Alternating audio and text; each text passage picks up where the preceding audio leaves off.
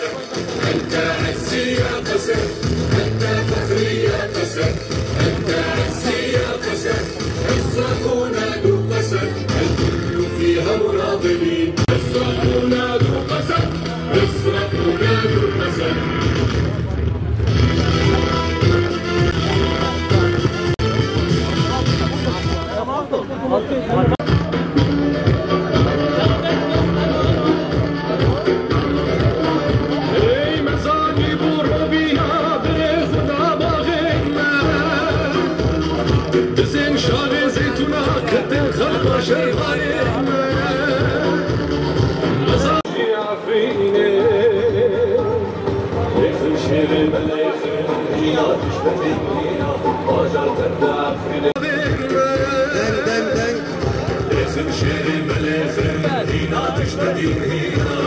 إلى الرأي العام، تعود الذكرى السادسة لبدء هجمات دولة الاحتلال التركي على عفرين وبدء مقاومة العصر التي امتدت على مدى 59 يوما.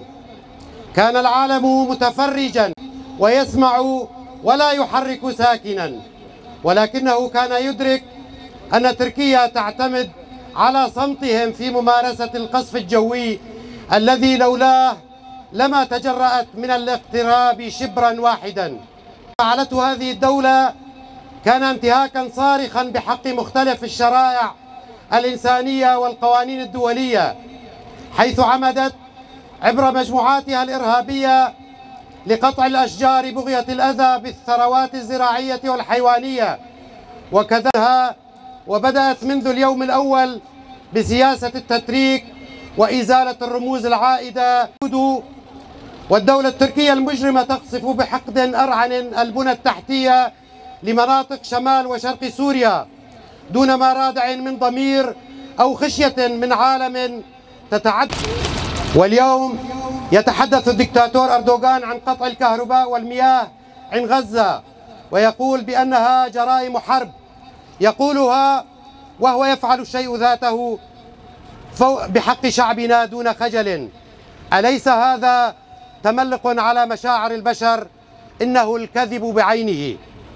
الآن وبعد مرور السنوات على بدء الثورة مناطقنا مرورا بجريمة سجن الصناعة، والذي كان الهدف منها هو إعادة إحياء تنظيم داعش الإرهابي وبث الرعب في الشرق الأوسط كله وليس في سوريا فقط، وكان مخطط.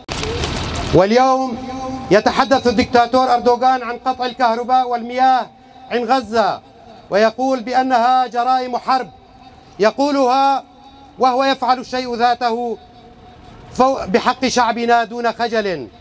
أليس هذا تملق على مشاعر البشر؟ إنه الكذب بعينه. الآن وبعد مرور السنوات على بدء الثورة شهيد نامر، شهيد نامر، شهيد نامر، شهيد نامر، شهيد أردوغان. يسقط أردوغان، يسقط يسقط أردوغان، يسقط أردوغان، يسقط يسقط أردوغان.